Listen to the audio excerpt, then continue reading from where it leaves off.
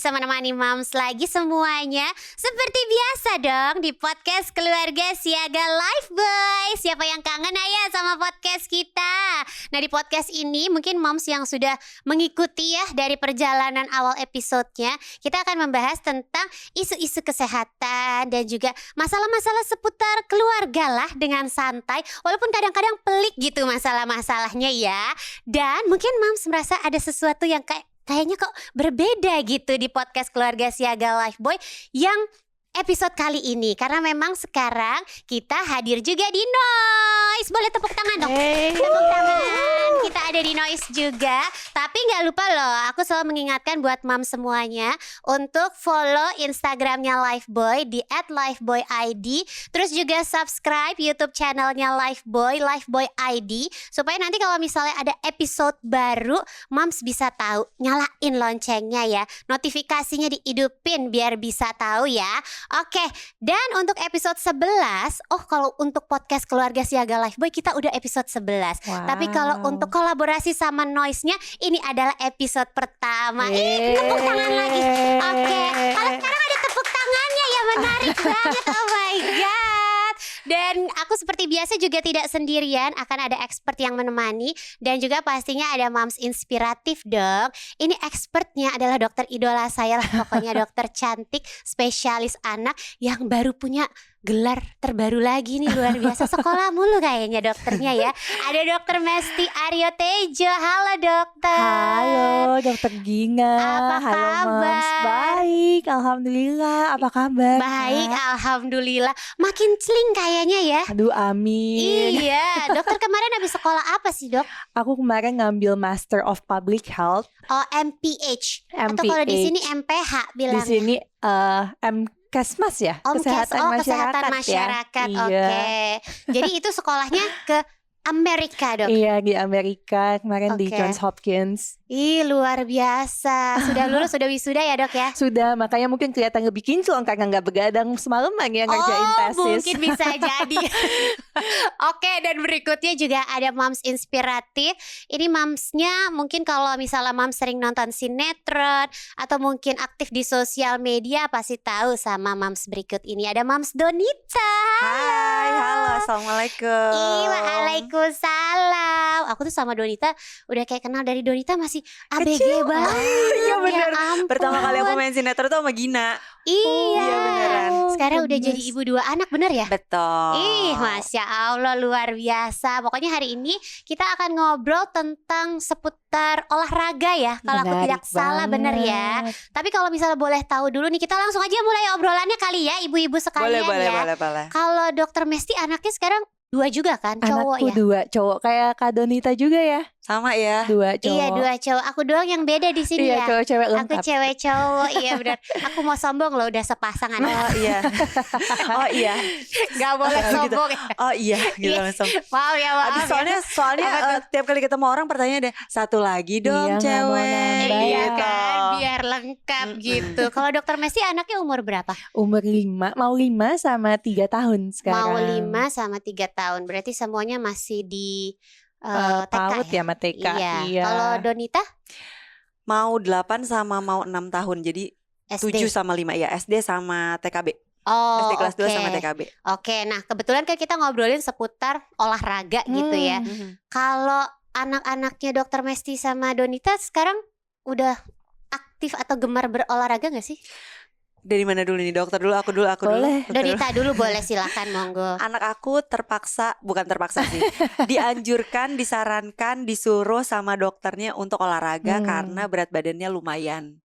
Oh, kaum gemoy lah Iya, kalau kata kaum anak gemoy. zaman now Jadi ya. kalau misalnya buat yang lihat, ya ampun lucu banget. Awalnya lucu, lama-lama panik karena dokter udah kasih notis kalau sebenarnya kalau untuk anak umur 7 atau 5 tahun ini tidak bisa kita bilang diet, kata Iya. dokternya. Oke. Jadi kita pantau aja makanan yang kurang bermanfaat nggak usah dikasih. Iya. Tapi kita banyakin aktivitinya. Jadi anak aku tuh kalau setiap sore tuh di depan rumah basket atau kalau nggak main bola. Terus sama dia seminggu 1 sampai 2 kali tuh ada taekwondo, ada kelas taekwondo gitu. Oh, jadi udah banyak dong ya olahraga, udah basket, bola. Terus abis itu Kalau basket sama bola sendiri sih di rumah. Oh, Kalau yang main. ikut yang beneran Taekwondo. itunya taekwondo. gitu. nggak mau ikut macam kayak gulat atau apa gitu. Satu-satu ya. Ibu. Kali itu mengeluarkan kalori lebih banyak lagi gitu. Ini juga enggak ya? lumayan kok buat Oh, kita iya, yang nemenin juga kan ikutan lah jadinya Ikutan, gitu. oke. Jadi itu dua-duanya. Dua-duanya kebetulan. Dua-duanya ikut taekwondo dan kalau kayak di rumah Iya, main bola karena sama basket yang gitu. dapat notes dari dokternya kebetulan dua-duanya juga. Oh, gitu. Kelihatan sekali di Menarik nih ya. Instagram ya. Iya, iya. Anaknya pada gemes-gemes ya. Padahal ibunya sama bapaknya kayaknya ramping loh. Enggak juga sih, waktu kecilnya kita gemoy juga kok. Oh gitu. Gitu. Oke, baik. Kalau dokter Mesti? kalau anak-anakku kebetulan dari bayi baru lahir udah mulai olahraga loh. Oh iya.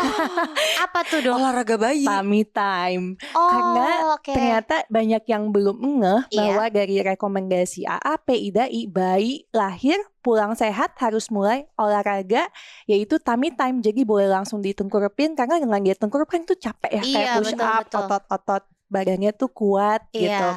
Jadi cepat juga nanti jadi merangkaknya bagus. Mostly yang anak tummy time mau merangkak. Merangkak itu memang gak wajib, tapi kalau kita merangkak itu kan capek banget ya. Iya Itu betul. namanya olahraga, udah koordinasi keseimbangan, penglihatan, badan juga balance gitu. Dan sekarang mereka lagi hobi main sepeda. Anak yang pertama udah bisa main sepeda roda 2. Wih, keren.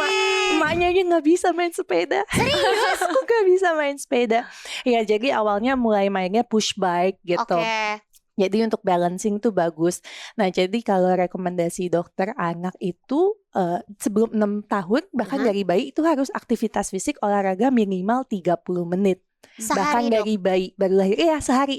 Jadi bayi lahir tummy time nggak langsung 30 menit taruh bek gitu. Jadi misalnya 5 menit udah owe nangis, angkat Angkat, lagi. oke. Nanti siang taruh lagi gitu. Jadi sehari itu 30 menit gitu. Oh, berarti rekomendasi dari dokter untuk berolahraga itu adalah sedari lahir ya? Dok? Sedari lahir betul. Dan definisi olahraga di sini bahkan sebenarnya lebih bergerak bebas dan aktif. Jadi bukan Oke. olahraga yang ikut aturan tertentu. Karena biasanya anak di bawah 3-4 tahun Mhm. belum mau ngikut aturan. Jadi ketika anak 2 tahun gitu terus kelas aktivitas sepak bola misalnya, tapi Iya. harus terarah banget, Iya. anaknya nggak mau ngikutin, emaknya frustasi ya Iya, sih, kayak emaknya harus stres. ngomel. Ikutin dong itu kata coachnya yang bener dong, yang bener gitu pasti biasanya. Iya anak gue, emak-emak ya. jadi kan emaknya langsung overthinking, ini anak gue ada masalah ya, ini Iya. anak gue ADHD ya misalnya kayak gitu. Iya. Padahal kan ya memang rentang fokus anak usia dini itu Iya. usia dikali 2-3 menit.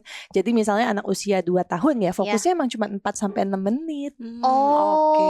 Jadi bener. sebenarnya masalah yang kita ini adalah terkadang kurang sabar. kurang sabar sama Sama ini kurang- ekspektasi kita ketinggian. Betul itu betul. Ekspektasi mak-mak masa kini tuh Iya, tinggi-tinggi bener. banget. Iya, Sama bener-bener. kurang pengetahuan Iya, bener, kayaknya itu. ya gitu. Jadinya soto itu. Makanya Mams ada gunanya mendengarkan podcast Keluarga Siaga Lifeboy. Karena tadi dokter Mesti juga bilang bahwa rentang konsentrasi anak itu adalah dikali 3 ya dok ya? 2-3 menit 2 sampai kali 3 usia. menit. 2 sampai 3 menit kali usia. Berarti kalau umur 6 kira-kira 12 12 sampai 18 menit. gitu. Iya luar biasa loh ya. Kok kita baru tahu ya? Bener. Iya lagi. Bahkan ya dewasa pun rentang fokusnya tuh juga studinya dewasa itu bahkan maksimal banget 45 menit. Makanya waktu aku kuliah di Amerika itu Iya. setiap 45 menit pasti break. Nggak mungkin lanjut kuliah 2 jam gitu. 4 Ya jam tuh nggak ampun, ada. dulu saya sekolah kedokteran 1 mata kuliah bisa 2 jam di Iya kelas ya. betul banget Pantes fokus Bunda. saya suka kemana-mana ya. Iya. Berarti nggak salah ya dok ya.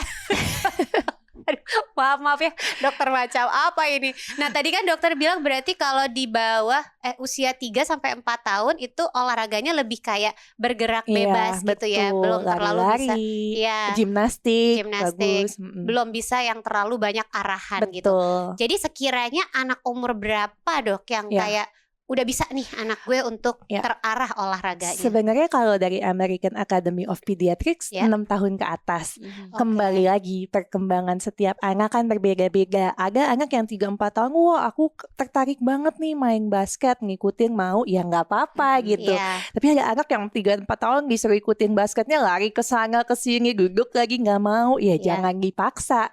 Kembali Oke. lagi olahraga itu mindsetnya harus menyenangkan untuk yang melakukan juga kan. Iya, Jadi kita lihat misalnya nih kayak anakku waktu itu aku masukin sepak bola. Setiap mau les sepak bola harus dibujuk dulu, ayo semangat. Kayak butuh effort banget gitu. Setelah dicoba mungkin konsisten kita coba 2-3 bulan. Coba deh kita cari yang lain, kamu mau coba apa gitu. Oh ternyata sukanya basket gitu. Pas basket gak harus dibujuk. Jadi kembali lagi setiap anak pasti punya minat yang beda. Dan tugas orang tua untuk bantu nih identifikasi. Oh anakku sukanya basket, oh anakku sukanya gimnastik. Ketika ikut gimnastik, hari ini ada gimnastik gak?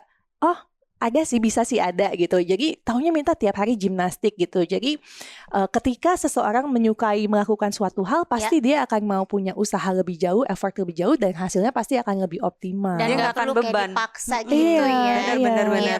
Aku setuju sih, soalnya anak aku yang kedua dipaksa tuh semua ya? Enggak gitu, enggak dong.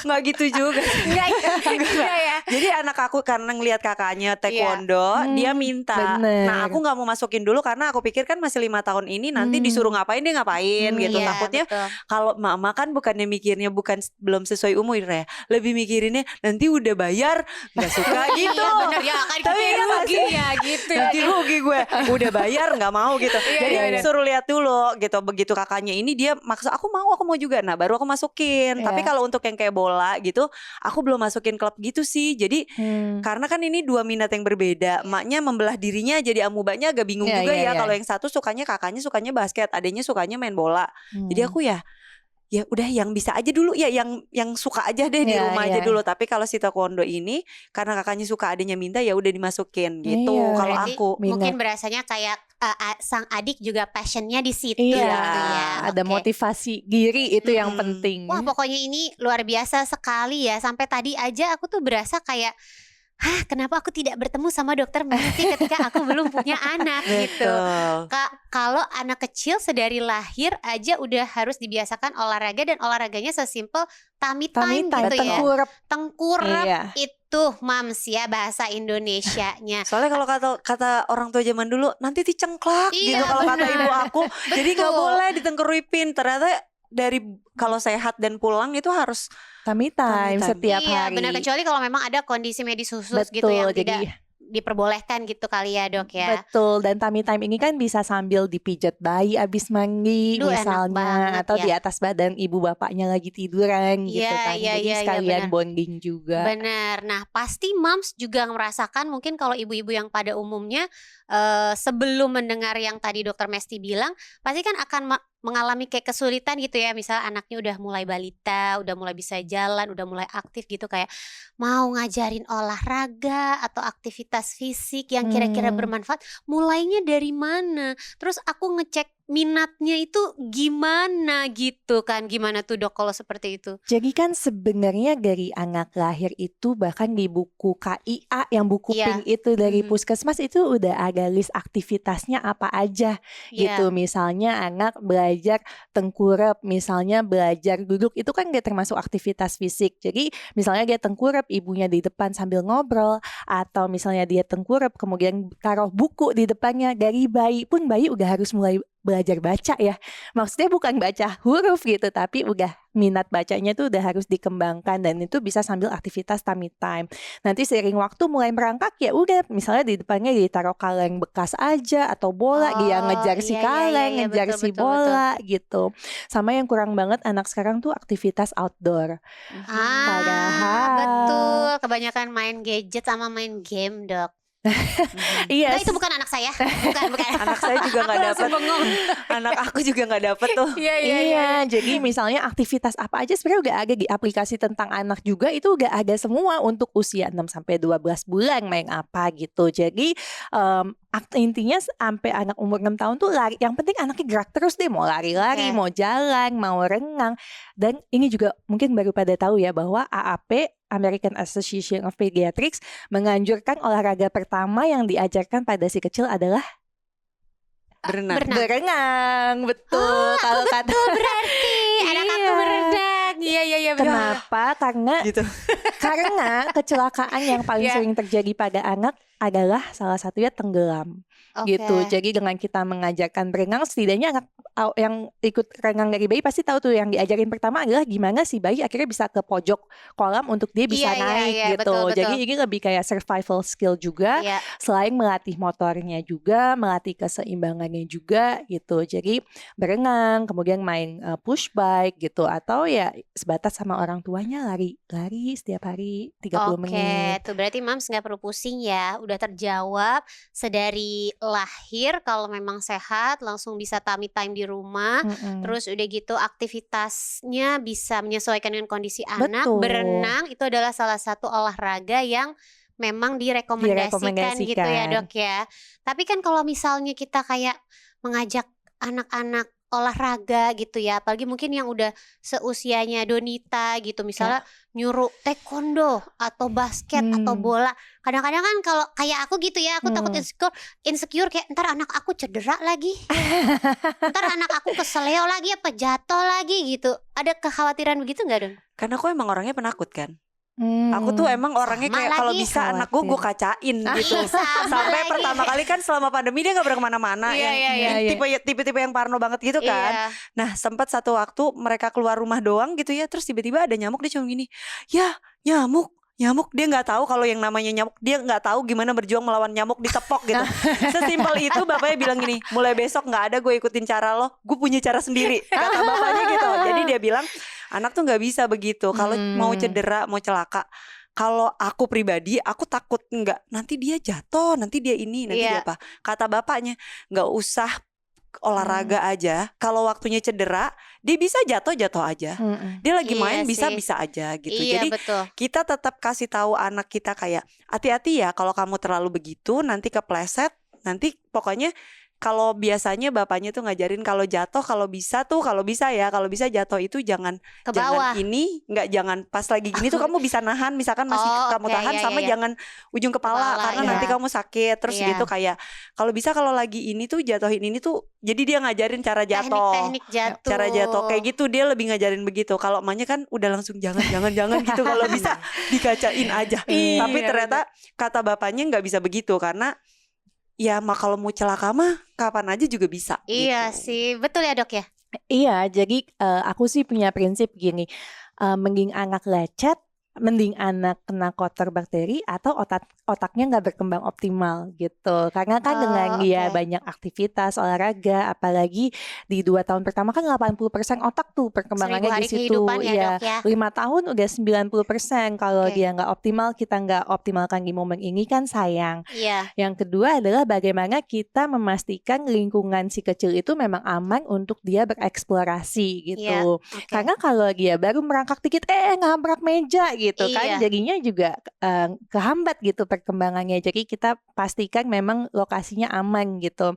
Yang kedua, yang ketiga ya anak kan juga harus belajar konsekuensi ya. Jadi kalau dengan dia agak jatuh, pastiin ya tadi kayak Mbak Donita kayak pastiin ya kalau jatuh bisa ditahan atau nggak kena belakang, jatuh ke belakang gitu. Karena kita harus kembali lagi perhatikan skill si anaknya nih.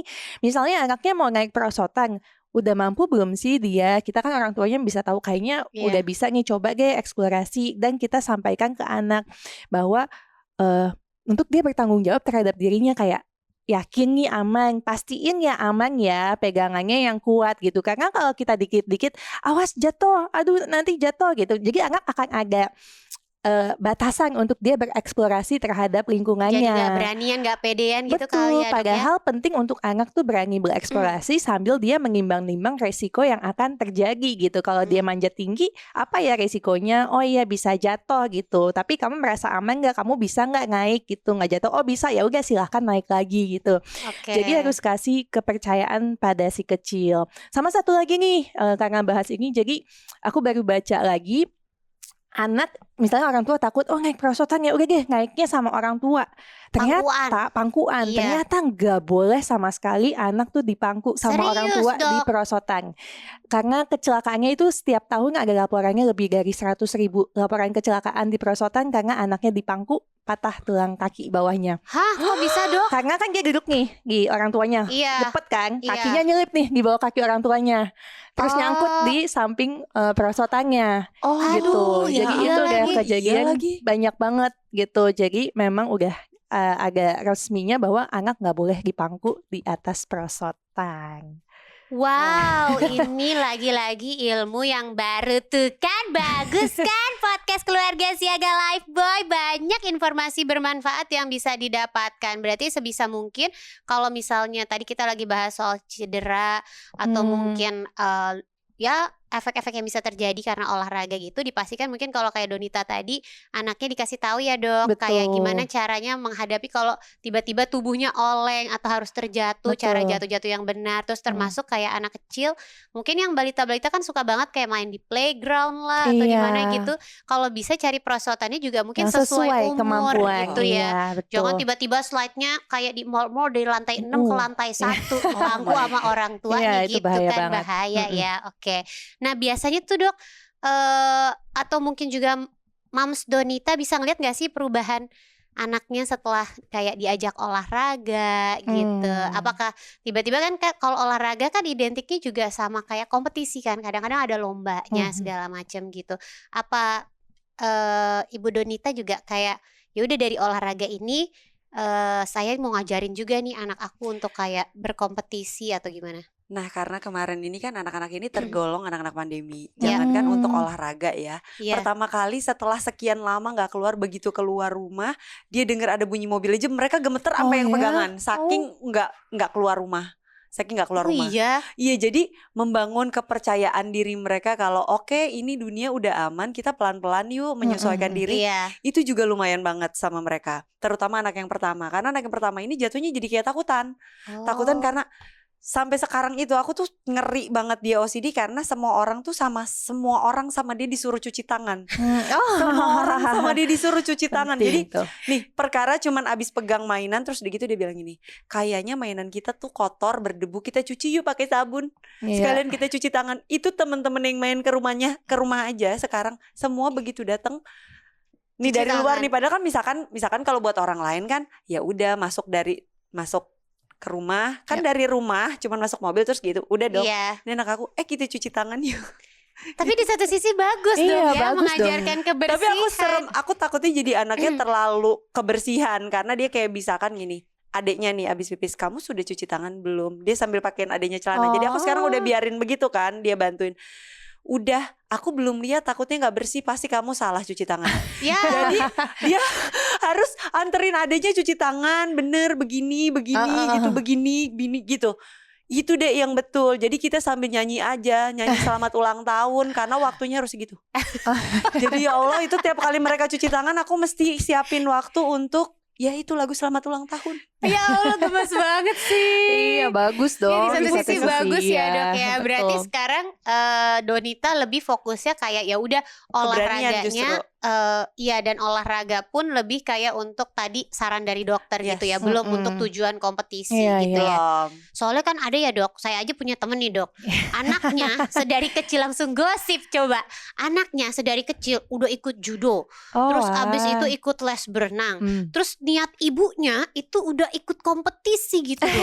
Jadi kayak anak saya nih les renang sekarang dekat rumah dulu, abis ini nih nanti mau dimasukin kayak ke yang buat jadi atlet apa segala macam, judo baru berapa lama udah ikut kompetisi apa segala macam gitu. Maksudnya kata beliau adalah ya mau membiasakan berkompetisi sejak dini gitu. Iya. Sebenarnya kembali lagi kepada pesannya sih, untuk anak berkompetisi itu untuk apa? Kembali lagi semua kalau komunikasinya benar, niatnya benar sih pasti akan baik gitu. Jadi misalnya kompetisi nih, anakku juga pernah ikut kompetisi push bike umur 3 tahun. Waktu itu lucu-lucuan aja. Kenapa? Karena aku merasa anakku di rumah, misalnya waktu itu dia kakak sendiri, merasa aku lihat ayah aku kenceng banget gitu, bunda lihat aku kenceng banget gitu. Dengan kita ikut kompetisi misalnya, ternyata ada ya orang-orang lain yang lebih kenceng dari aku, lebih bisa dari aku. Berarti mungkin aku harus berlatih lagi supaya aku lebih baik lagi. Mungkin pesan yang diambil lebih kayak, gimana kompetisi hari ini kamu berapa detik? Misalnya 1 menit selesai nih bunda. Mungkin next time kalau kita lebih sering latihan, kita bisa lebih cepat. Jadi fokusnya itu ke perbaikan diri. Tapi kalau komunikasinya, pokoknya kamu kalahin ya teman kamu itu, kamu harus juara 1. Nah itu yang kita harus pertanyakan dan hati-hati gitu, karena pada akhirnya di dunia ini kita tahu lah kompetisi itu seringkali ya membawa mental nggak nyaman gitu. Iya. Atau pada akhirnya orang yang berkolaborasi hasilnya juga jauh lebih bagus. Jadi kembali ke komunikasi. Kompetisi itu tujuannya untuk apa? Untuk kamu bisa lebih baik dari hari kemarin dan kamu bisa belajar dari orang-orang lain yang sudah hebat-hebat. Banyak orang lebih hebat juga gitu karena mereka rajin latihan gitu. Jadi berarti nggak ada batasan umur sebenarnya, Dok? Kalau kompetisi itu tadi, kalau yang teratur, terarah itu kan memang kalau anjuran AP mungkin 6 tahun dan tergantung kemauan dan kemampuan. Prinsipnya kembali lagi, kita lihat anaknya. Anaknya enjoy nggak? Ini ambisi orang tuanya atau anaknya emang suka gitu. Kalau emang ini ambisi orang tuanya tentu banyak sekali ya. Aku lihat emang banyak banget sih yang seperti itu. Kita lihat anaknya mukanya gitu kan, Stres gitu ya. Nah itu kembali lagi untuk apa? Jadi orang tua tuh perlu bertanya lagi untuk apa? Apakah ini adalah mimpi orang tua yang belum tercapai? Makanya penting banget orang tua tuh untuk selalu refleksi diri. Betul, karena orang tua juga tidak selamanya betul gitu ya. Apalagi kan kayak ke anak-anak tuh ada anak-anak yang emang punya jiwa kompetitif, ada anak-anak yang kayak nggak pedulian gitu ya, Dok. Kayak prinsip menang kalah gitu dalam sebuah kompetisi gitu kan, itu juga harus diajarin gak sih? Iya ke betul. anak-anak? Iya kalau itu kita bisa ajarin ya. Kadang kita bisa menang, kadang kita kalah. Tapi tujuan utamanya bukan itu. Tujuan utamanya kamu fun gak, seru gak tadi olahraganya. Kamu merasa udah lebih lancar belum tadi sepedanya karena kamu sebelumnya setiap hari latihan. Karena yang ingin kita bangun di anak adalah kemampuan untuk dia terus mau belajar lebih baik. Apalagi dunia ini kan dinamis ya. Iya. Dan tiba-tiba ada perubahan. Kita nggak tahu tiba-tiba ada chat GPT. Semua tugas yang sederhana bisa dilakukan komputer gitu. Jadi kan kita harus, kita nggak tahu sekarang tiba-tiba ada platform apa, kita gimana manfaatinnya gitu. Jadi dengan kita terus belajar lebih baik, lebih fleksibel, makanya itu bekal untuk masa depan. Gitu, termasuk mengajarkan tadi tentang menang kalah, bahwa ya menang alhamdulillah, kalah juga nggak apa-apa, nggak selamanya Sudah bahwa berusaha kita gitu ya. Dan berarti kalau orang tua yang nge-push anaknya kan berarti anaknya jadi tidak nyaman. Iya betul. Bisa mengganggu nggak, Dok, secara emosional si anak itu, perkembangan Iya, emosionalnya? jadi orang tua yang nge-push anak ternyata udah ada studinya loh. Jadi ini studi Kita tahun banyak studi pengetahuan ya. studi Iya, tahun 2022 ini Iya. systematic review. Jadi tahu kan itu studi yang paling terpercaya bahwa orang tua yang menerapkan disiplin terlalu keras atau yang suka memaksa anak gitu, anaknya lebih berisiko untuk memiliki gangguan perkembangan seperti ADHD dan autisme gitu. Karena ya tadi, jadi kalau orang tua terlalu nge-push, anak tuh merasa dia harus fokus menyelamatkan diri. Jadi kayak fly or flight-nya. Jadi kayak dengan dia harus fokus ke dirinya sendiri, dia nggak melihat ruang lain untuk dia eksplorasi keluar gitu. Jadi yang harus pertama diberikan ke anak adalah security, perasaan bahwa anak tuh aman loh dengan orang tua seperti aku gitu, bahwa aku kadang-kadang orang tua juga pasti punya pengalaman parenting di masa kecilnya, misalnya orang tuanya juga yang keras atau kan gimana. dulu orang tua dulu kan ngeri-ngeri ya, Dok ya. Iya. Aku nggak bilang orang tua aku loh, dan orang tuanya Mams di sini semuanya bagus-bagus kok. Iya, kadang itu menjadi satu tantangan juga untuk kita lebih bisa ke anak tuh nggak terlalu ambisius misalnya, atau untuk anak memiliki zona aman. Jadi kembali lagi bagaimana kita memastikan anak kita tumbuh menjadi anak yang merasa aman gitu, karena dengan dia aman dia bisa lebih happy, dan kalau dia happy makannya lebih bagus biasanya, dan dia akan lebih mau eksplorasi lingkungan sekelilingnya. Nah kalau anaknya nggak ada jiwa kompetisinya, kompetisi, Dok, gimana kayak anak aku nih ya, Iya. kan aku suka nanya, Mas di sekolah itu suka jawab pertanyaan gak? Kan kata mama nggak usah berebut, jadi biar teman aku aja yang jawab. Ya nggak itu apa-apa persis juga. anak pertama saya juga gitu. Kayak kalau disuruh apa-apa kayak enggak sih, Uta nggak mau. Kalau nggak tahu ditanya, kayak Mas apa. di sekolah tadi belajar apa lupa? Kalau ditanya bekalnya temen, oh tadi temen aku bekal ini mama. Itu sama. Jadi kalau ditanya, Mas Waga pelajaran favoritnya apa? Lunch time sama snack time. Itu bukan pelajaran, mohon maaf, itu bukan pelajaran. Nah itu gimana cara mengajarkan jiwa kompetisi buat anak seperti itu tuh, Dok? Iya, tapi again ya, maksudnya kembali lagi kita ngajarin anak kompetisi itu buat apa sih? Karena kan di masa kini eranya ya kolaborasi gitu ya. Bagus kita bantu teman lebih bisa kita jadi lebih happy bersih. Itu kan juga satu. Jadi kan setiap anak, setiap individu, bahkan kayak aku Donita sama Kak Gina kan juga beda gitu karakternya gitu. Kenapa harus disama-samain gitu? Karena nggak mungkin kita mampu memiliki semuanya nggak sih pada akhirnya. Kalau dia bisa ya ayo kita kolaborasi gitu. Bukan dia bisa kita harus bisa gitu. Kita harus melihat anak kita tuh seringkali orang tua, ini kok anak gue beda ya, ini anak gue kayaknya kurang ini deh, ada masalah nih misalnya gitu. Tapi padahal sebenarnya anaknya itu istimewa gitu. Tapi sampai nggak kelihatan di orang tuanya bahwa oh ternyata anakku tuh passionnya emang dia tuh suka mikir, dia thinker, dia yang detail soal science. Oh ternyata anakku emang sukanya science. Tapi kalau disuruh tanding basket jangan harap dia pasti paling belakang di kelasnya, dan itu nggak apa-apa gitu. Dan studi sekarang bahwa orang tuh kalau mau mencapai well-being apa sih yang harus diperkuat? Ternyata fokus kepada kekuatan dari masing-masing individu itu. Jadi bukan ngelihat kekurangan anakku nggak bisa ini nggak bisa ini, tapi oh anakku tuh kuat banget loh di sainsnya, jadi aku kembangin sana. Itu anakku jago banget basketnya, ayo kita basket gitu. Nah berarti begitu Bu Nurita, lu nggak usah kayak meng-underestimate anak kamu ya kan. Kalau sukanya kayak snack time sama lunch sukanya time, itu siapa tahu kelak jadi food blogger. Iya betul. Terus maunya berat ngafal badannya kan udah Al-Quran. dapat kartu merah dari dokter itu gimana coba? Iya juga sih ya. Ya seiring berjalannya waktu ya dok, tetap aja maksudnya nggak boleh kayak di push gitu ya anak-anak ya. Biarkan mereka kayak juga punya ruang gerak Motivasi supaya sendiri. mereka bisa terpancing kreativitasnya gitu. Jadi nggak merasa stres dengan tuntutan-tuntutan dari orang tuanya. Karena gitu in ya. the end nanti ketika mereka dewasa, siapa yang mau nge-push mereka? Mereka gegolnya kan nggak ada yang akan nge-push gitu Iya, kan. betul Kalau juga mereka sih. nggak mau maju, nanti dari kantornya kamu nggak layak di sini, kamu cari kantor lain aja gitu Iya, kan. benar-benar, Jadi betul. emang dari awal tuh anak harus dibangun motivasi dirinya, why-nya. Kenapa aku harus melakukan ini? Oh aku suka, ternyata kalau aku baca buku aku tahu nih sekarang oh kodok tuh ada warna merah, ada hijau, ada apa gitu. Jadi ya curiosity dan motivasi dari dalamnya yang harus dibangun untuk bekal dia di kedepannya. Nah seperti itu Baik. Donita.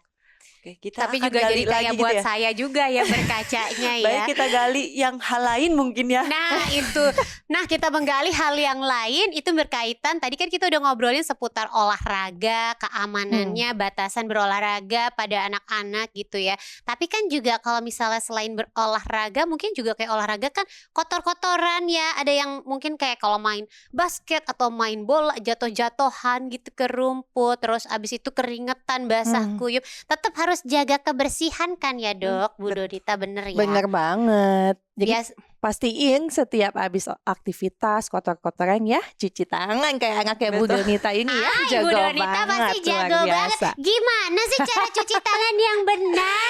Aku diajarin sama Mas Varga, Mama, kalau cuci tangan itu nggak begini doang gitu. Jadi, Begini. Jadi iya. aku tuh juga bingung dia belajar dari mana. Ternyata di sekolahnya itu sempat diajarin yang namanya cuci tangan tuh nggak begini. Ininya juga punggung tangannya. Iya. Nah kita kan nggak pernah tahu kuku-kuku kita kotor apa enggak, jadi dibeginiin kata dia. Iya. Terus nanti kan sela-sela jari Iya. itu ditarikin. Nah lamanya itu dari mulai sabun terus udah gitu ke kuman-kumannya mati itu kan nggak instan kalau versinya anak aku, jadi mesti nyanyi. Ya udah, Satu kalau lagu. gitu kita sama-sama ya. Mungkin Mams di sini kalau yang udah ngikutin dari episode 1 udah pinter ini pasti tepuk tangan, cuci tangannya. Tapi mungkin kalau yang baru menyaksikan, boleh nih kita sama-sama. Gimana nih dok? Palm Pertama, to palm, iya. telapak ke telapak, kemudian Terus, abis itu punggung-punggung, sela-sela, ya iya. sambil di punggungnya ini sambil ke selak juga, jadi masuk gitu. Oke. Kemudian Bergantian satu ya, Dok. ganti tangannya, Oke. kemudian ini sela-selanya, Iya. kemudian kita kunci, Oke. terus kita, Seperti ini. yap, ini apa sih buku-buku jari ya, Iya. buku-buku jari dibersihin, Oke. kemudian jempolnya. Ibu jari.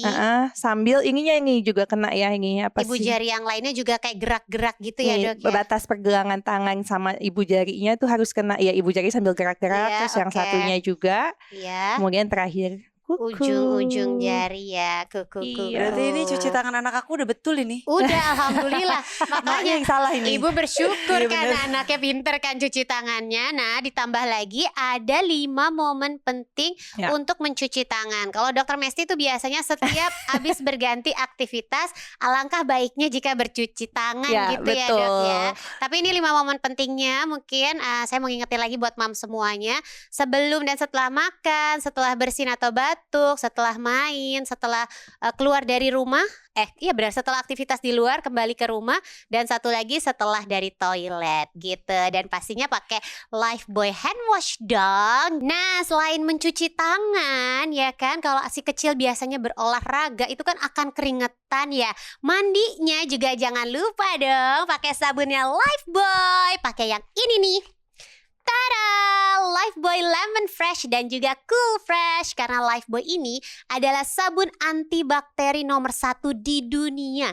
Dan Lifebuoy yang varian fresh ini mengandung aktif Silver Plus yang bekerja dengan imunitas alami kulit dan juga lawan kuman penyebab bau badan si kecil, dan kesegarannya bertahan sampai 12 jam. Wow. Dan juga ya, aku mau kasih tahu kalau Lifebuoy lagi ada promo yang luar biasa banget. Nanti beli Lifebuoy itu bisa gratis perlengkapan olahraga tanpa diundi loh, dan itu berlaku sampai 31 Agustus 2023 ya Mams ya. Nanti beli aja sabun cairnya Lifebuoy, terus udah gitu struknya di foto, kirimin via WhatsApp, nanti Moms bisa dapetin e-voucher. Nah, e-vouchernya itu bisa ditukar dengan produk-produk olahraga di toko-toko olahraga, bahkan sampai bisa dapat membership gym. Dan bocorannya ada gym yang juga buat anak-anak loh, bisa dipakai. Seru banget kan? Oke, baik, terima kasih banyak ya Dokter Mesti, Ibu Donita. Hari ini kita banyak banget dapat ilmu ya. Iya betul. Betul Tercerahkan sekali ya. Iya benar. Podcast ini luar biasa mencerahkan jiwa raga ibu-ibu. Yang masih pada ambi, mudah-mudahan pada nonton. Iya benar, supaya kayak lebih memberikan keleluasaan Ruang, kepada betul. anak-anak ya. Mungkin ada tips terakhir dari Dokter Mesti berkaitan dengan olahraga, kompetisi dan sebagainya untuk anak apa nih Dok? Oke, jadi aku tuh dari kecil nggak pernah inget ya orang tuaku tuh nasehatin apa, tetapi aku selalu inget orang tuaku tuh ngapain. Jadi kita kalau pingin anaknya olahraga, pingin anaknya makan sehat, ya orang tuanya lah yang nyontohin dulu, jangan nyuruh aja gitu. Jadi yuk kita tunjukkan bahwa orang tua juga menjaga pola hidup yang sehat, dan jangan lupa setiap ganti aktivitas, kalau aku biar nggak lupa, kita cuci tangan. Supaya tetap badannya jadi sehat dari dalam dengan berolahraga, dari luarnya juga sehat dengan cuci tangan secara teratur dan juga mandi dan yang gitu waktu ya. itu aku mention ya, ternyata penelitian menunjukkan anak yang rutin cuci tangan dari bayi, ternyata perkembangannya, kecerdasannya lebih optimal. Karena cuci tangan tuh ngestimulasi juga loh ke sensorinya, motor halusnya, koordinasinya. Tuh kan, mudah-mudahan itu diingat sama Mam semuanya ya. Ibu Donita, ada yang mau ditambahkan?